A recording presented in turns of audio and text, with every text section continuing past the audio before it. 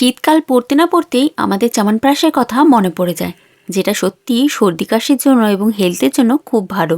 কিন্তু বাইরের সে চিনি সিরাপ দেওয়া চ্যবনপ্রাশ না কিনে যদি বাড়িতে হোমমেড এরকম হেলদি চ্যবনপ্রাশ বানিয়ে নিতে পারেন তাহলে কতই না ভালো হয়। তাই আজকে এই রেসিপি নিয়ে আপনাদের কাছে চলে এসেছি। নমস্কার, আমি মিনু আর আপনাদের সবাইকে স্বাগত জানাই মিনুস কিচেন চ্যানেলে। চলুন তাহলে প্রিপারেশনটা শুরু করা যাক। প্রথমেই আমি আমলকি নিয়ে নিয়েছি 1 কেজির মতন। শীতকালে বেশ বড় বড় আমলকি পাওয়া যায় এবং এই আমলকি দিয়েই তৈরি করে ফেলবো আজকের চ্যবনপ্রাশ। প্রথমে আমলকিগুলোকে খুব ভালো করে ধুয়ে নিয়েছি আর তারপরে স্টিম হওয়ার জন্য বসিয়ে দিলাম। স্টিম করার সময় যখন দেখবেন আমলকিগুলো এরকম সবুজ থেকে হলুদ হয়ে গেছে, তখন গ্যাসের ফ্লেমটা অফ করে দিয়েই ঠান্ডা হওয়ার জন্য ছেড়ে দিন। ঠান্ডা হয়ে যাওয়ার পর এই রকম আমলকিগুলোকে প্রেস করে দিলেই দেখবেন মাঝখান থেকে বীজটা বেরিয়ে আসছে। খুব সহজেই আমি 1 কেজি আমলকির এভাবে বীজ ছাড়িয়ে নিয়েছি। এইবারে এই আমলকিগুলোকে আমাদের পেস্ট করতে হবে।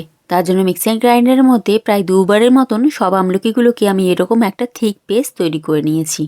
আমলকিগুলো পেস্ট করার সময় দেখবেন যেন খুব ভালো করে পেস্ট তৈরি হয়, মাঝখানে যেন কোনো লাম্পস বা আমলকির ছিবড়া না থাকে। এইবারে আমরা এই চ্যবনপ্রাশের মধ্যে অ্যাড করব কিছু ড্রাই ফ্রুটস। তার জন্য ড্রাই ফ্রুটসগুলোকে রোস্ট করে নিচ্ছি। আমি এখানে কাজু, আখরোট এবং আমন্ড দিচ্ছি। সবগুলোকে এরকম একটা পাউডার রেডি করে রেখে নেব। আর তৈরি করব চ্যবনপ্রাশের জন্য একটা মশলা, যার জন্য সামান্য মৌরি, জিরে, জোয়ান, এলাচ, দারচিনি, লবঙ্গ আর একটা তেজপাতা সবগুলোকে এরকম ড্রাই রোস্ট করে নিলাম। আর তারপর এই মশলাগুলোকে একটু ঠান্ডা করে আমি এরকম একটা পাউডার রেডি করে নিচ্ছি। এইবারে এই মশলার মধ্যে আমি মিলিয়ে নেব 3 টেবিল চামচের মতন ড্রাই জিঞ্জার পাউডার।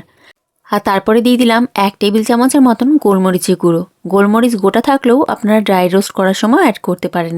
আর তারপরে 1 টেবিল স্পুনের মতন হলুদ পাউডার। সবগুলো মশলা রেডি করে রেখে দিয়েছি। এদিকে 250 গ্রামের মতন ডেটস নিয়ে নিয়েছি।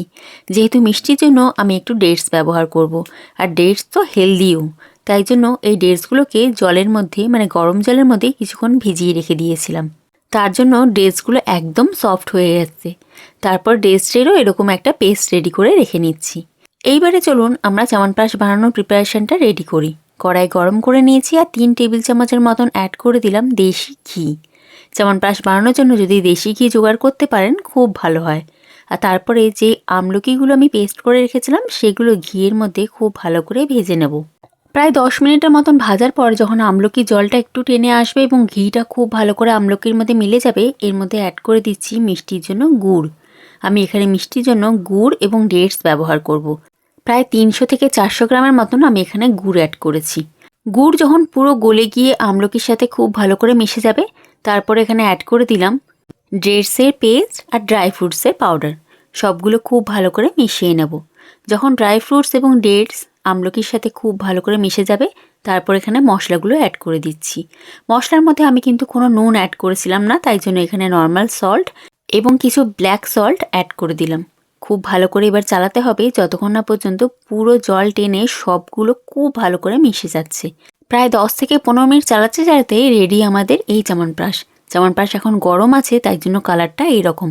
যখন ঠান্ডা হবে রঙটা ঠিক এই রকম হয়ে যাবে। আর তারপর একটা কাঁচের জারের মধ্যে রেখে দিন। বাইরে রাখলে 6 মাস পর্যন্ত ব্যবহার করতে পারবেন, ফ্রিজে রাখলে তারও বেশি।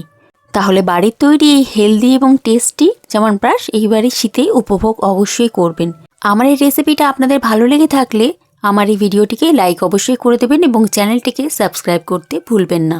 আবার আসি নতুন কোনো ভিডিওতে নতুন কোনো রেসিপির সাথে। এখনকার মতন ধন্যবাদ।